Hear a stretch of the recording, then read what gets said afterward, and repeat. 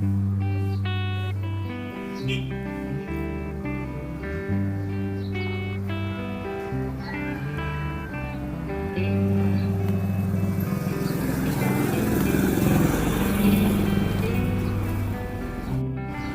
araw mga kaambot, maligayang pagbabalik dito sa hardin natin sa opisina. Gandang araw mga kaambot, maligayang pagbabalik dito sa channel natin. Nandito na naman tayo sa Lawag City, panibagong topic, panibagong video. So, ang topic natin ngayon, paano ba makakaiwas sa mga dumi ng hayop na nangiistorbo dito sa paligid nyo, sa bakuran nyo, no? Kadalasan yung mga asong gala, yung mga pusang gala, mga aso ng kapitbahay natin, pinapatay na hindi maiwasan. May mga kaugalian kasi sa pagkakalam natin, no, sa naobserbahan natin, ang mga hayop, lalong-lalo na yung mga aso ay may ugalian na hindi yan magdudumi doon sa lugar nila, sa bakuran nila, magdudumi yan sa lugar ng kapitbahay. Minsan pag kahit wala kang alaga, magugulat ka na lang, meron ng mga dumi ng hayop sa paligid mo, katulad ng nandito sa atin, dito sa Lawag City. Ito mga kaambot, yan, yung lugar na yan ay madalas tayo may nakikita dyan. Lalo na merong isang spot dito na paborito ang mga hayop na pinagdudumihan nila ito. Yun, yan. O, paano ba tayo makakaiwas sa ganyan? Siyempre, unang-una, tatanggalin mo ang bagay na gustong-gusto nilang puntahan kasi may pagka-territorial yung mga hayop na yan, yung mga pusa at aso. Kung saan nila naumpisang tumae, dumumi, ay doon na sila dudumi. O katulad nito. Yan, namuti na siya, matagal na yan. Mga 2 linggo, 1 linggo na yata yung nandyan. At saka meron pa dito ng mga nakarang araw, nandyan sila. So, unang-una, itong damo na nandito, gustong-gusto nilang dumihan yan. Kasi talaga naman parang, parang nagiging bed, parang nagiging kama nila. At hindi na sila nagkakaykay, no?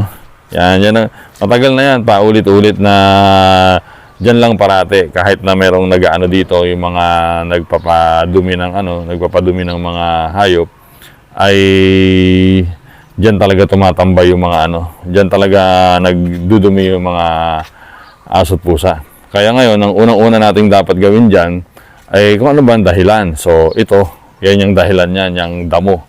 Yan ang tatanggalin natin, yan ang pinaka-cause kung bakit dumudumi ang mga hayop dito. At saka bukod na rin siguro talagang nakasanayan na rin nila dati pa rin. Kaya ito muna unang solusyon na gagawin natin, tatanggalin natin ang damo. Then susunod, tingnan natin, obserbahan natin kung magdudumi pa rin sila. Nung nakaraan ginamitan natin ng lason to pero ngayon hindi na natin gagamitan ng lason kasi hanggat di mo matatanggal ang ugat niyan, paulit-ulit lang natutubo yan, gagastos ka lang. Ang gagawin lang natin ngayon dyan, kakaskasin lang natin ng gulok para mawala. So, ang obserbasyon ko noon, mga 1 linggo, 2 linggo, walang dumubi. Pero after noon, meron na ulit. Pero at least, kumbaga, mababawasan ang pagdumi ng mga hayop dyan. Okay, umpisahan na natin. Kunin natin ang ating armas. Dito na yan. Ito yung armas natin. Yan. Okay, ito ang magsisilbing tulong. Umpisahan na natin ang tanggalin yung damo na yun na nagiging cause ng pagdumi ng mga aso at pusa dito sa ating bakuran.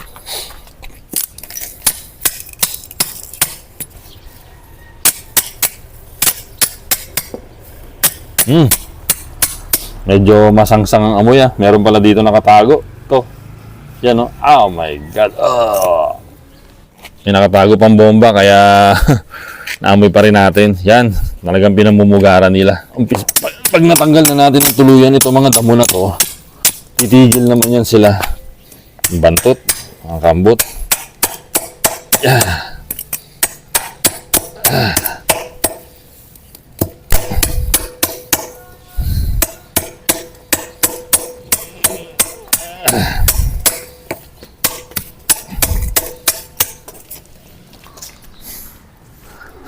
Masangsang ang amoy.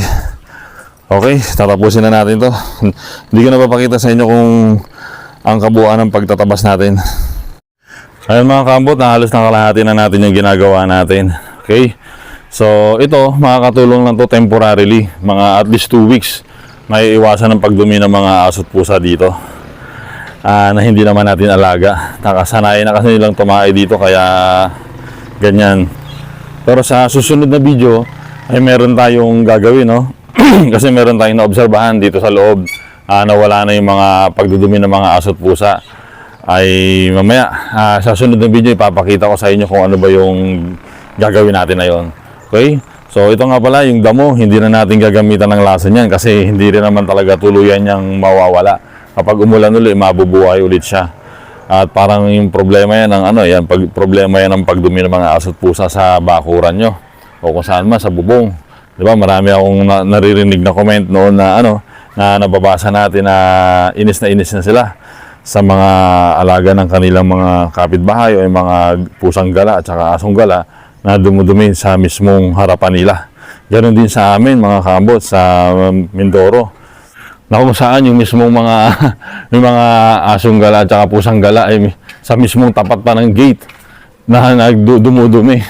Parang nang-iinsulto na nakakaasar lang. Kaya kung yung mga aso naming alaga doon ay kinukulong namin para hindi rin makaperwisyo ng mga kapitbahay. Okay, yun lang naman mga kambot at sana'y nagustuhan nyo yung video natin. At ang ganda ng bulaklak. At kung sana'y nagustuhan nyo naman at baka pwedeng pakishare, pakilike. At kung hindi naman nabala, baka pwedeng pakisubscribe na rin ang channel natin, Cloverfinger. Okay, see you sa sunod nating video. Way back a year ago.